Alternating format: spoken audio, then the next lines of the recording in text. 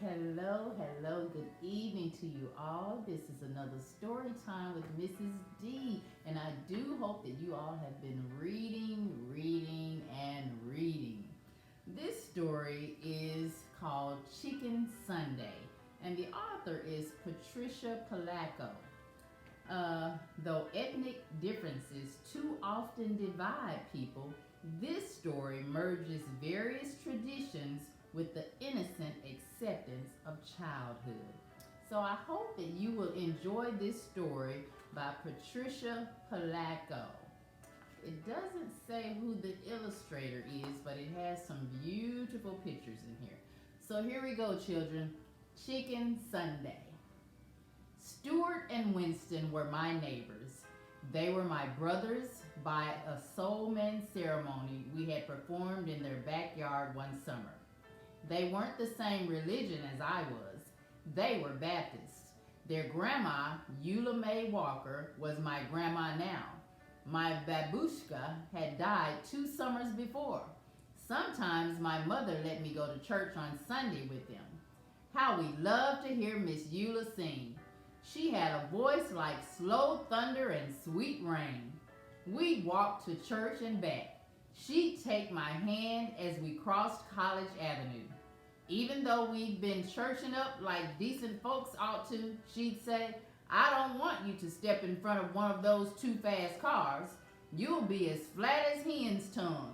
She squeezed my hand. When we passed Mr. Kadinsky's hat shop, Miss Eula would always stop and look in the window at the wonderful hats.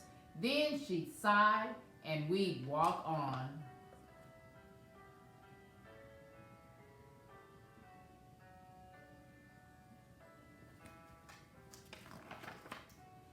We call those Sundays Chicken Sundays because Miss Eula almost always fried chicken for dinner. There'd be collard greens with bacon, a big pot of Hoppin' John corn on the cob, and fried spoon bread.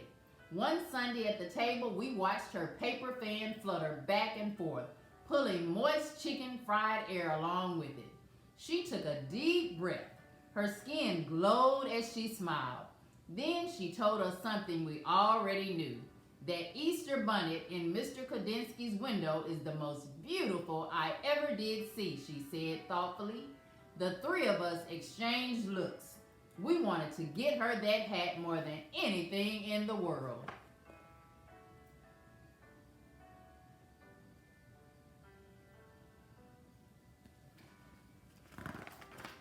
Well, Stuart reached into the hole in the trunk of our wish tree in the backyard. He pulled out a rusty Band-Aid tin.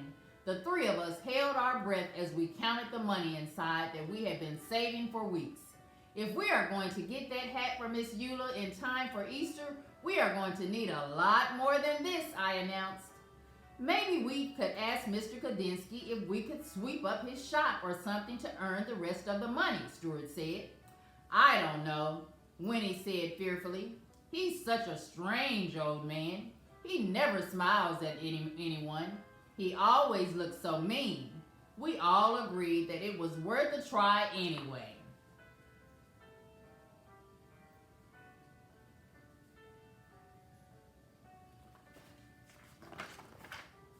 The next day, we took a shortcut down the alley in back of the hat shop. Bigger boys were there. They were yelling. Eggs flew past us and pelted Mr. Kadinsky's back door. Just as the boys ran away, the door flew open. Mr. Kadinsky glared straight at us. You there, he yelled. Why do you kids do things like this?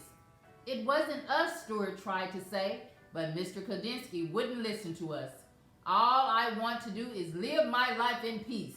I'm calling your grandmother, he shouted as he wagged his finger in Stuart's face.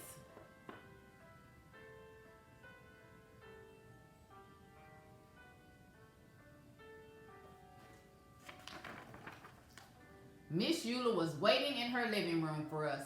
Miss Eula, we didn't throw those eggs, I sobbed. Some big boys did, Stuart sputtered. What were you doing at the back of his shop in the first place, she asked. We knew that we couldn't tell her the truth, so we just stood there and cried. She looked at us for a long while. Baby dears, I want to believe you. Heaven knows that I brought you children up to always tell the truth. If you say you didn't do it, then I believe you. It is too bad, though, she went on to say. That poor man has suffered so much in his life. He deserves more than eggs thrown at him. You know, he thinks you threw the eggs. You'll have to show him that you are good people. You'll have to change his mind somehow.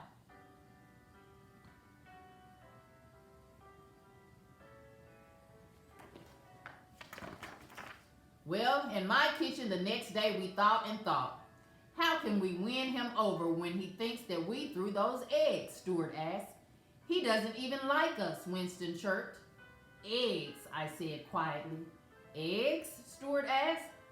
Eggs, I screamed. I went to the kitchen drawer and took out a lump of beeswax, a candle, a small funnel with a wooden handle, and some packets of yellow, red, and black dye.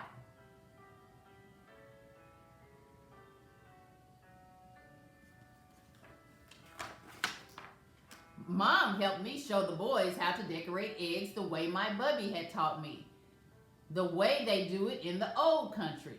We made designs on the eggshells with hot wax, then dyed them and finally melted the wax patterns off. We put the eggs in a basket and even though we were afraid, marched into Mr. Kodinsky's shop and put them on the counter.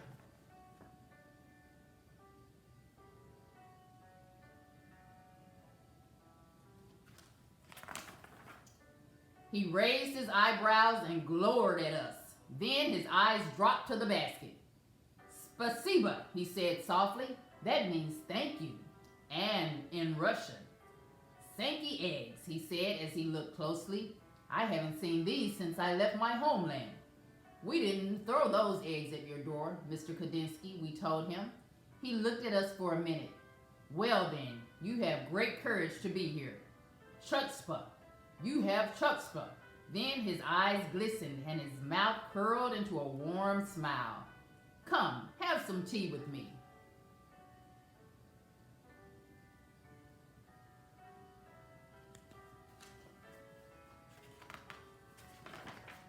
We spent the whole afternoon talking together, having poppy seed cake and strong tea. He told us about his life. We told him about ours. When we finally got the courage to ask about doing odd jobs to earn some extra money, he apologized and told us that there was no work. We didn't tell him that we wanted the money for what we wanted the money for. It didn't seem the right thing to do. Our hearts sank. I tell you this, he said thoughtfully, these eggs are as beautiful as my hats. Stuart, Winnie, and I looked at each other. It is almost Easter, he went on to say. I'm sure that people would love these eggs. Set up a table and sell them right there on my shop.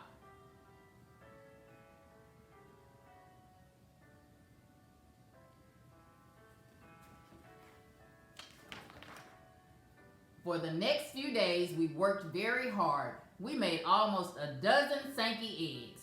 When people came in, they picked them up and said things like beautiful, splendid, intricate, glorious. We sold them all in one single day.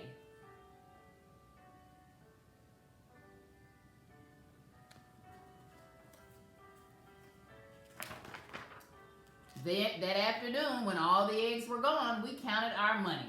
We had more than enough for the hat. Just as we were about to tell Mr. Kodinsky that we wanted to buy that hat, he came out from the back room holding a beautiful hat box, gift wrapped. Keep your money, children, he said softly. I have seen Miss Eula admire this. It is for her, isn't it? Tell her that I know you are very good children, such good children.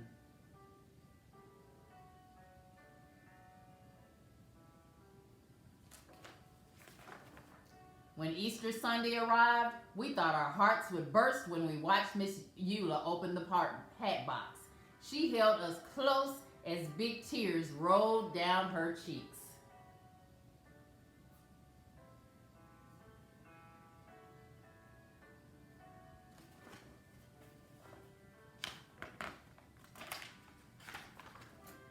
Our hearts sang along with the choir that Sunday. She looked so beautiful in that hat. When it was time for her solo, we knew that she was singing just for us. Her voice was like slow thunder and sweet rain.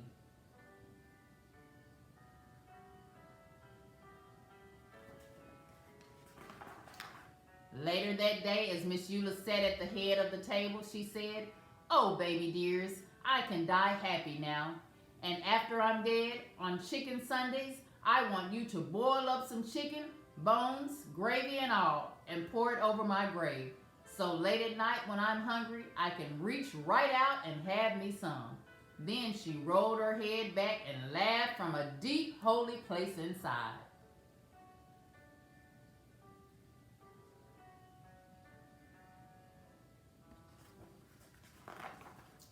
Winston, Stuart, and I are all grown up now. Our old neighborhood has changed some, yet it's still familiar too. The freeway rumbles over the spot where Mr. Kadinsky's shop once stood. I think of him often and his glorious hats. We lost Miss Eula some time back, but every year we take some chicken soup up to Mountain View Cemetery and do just as she asks. Sometimes, when we are especially quiet inside, we can hear singing, a voice that sounds like slow thunder and sweet rain.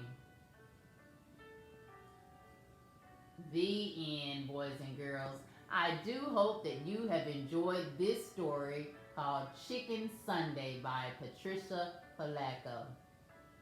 And until next time with Storytime with Mrs. D, continue reading, reading, reading. Have a good night, boys and girls.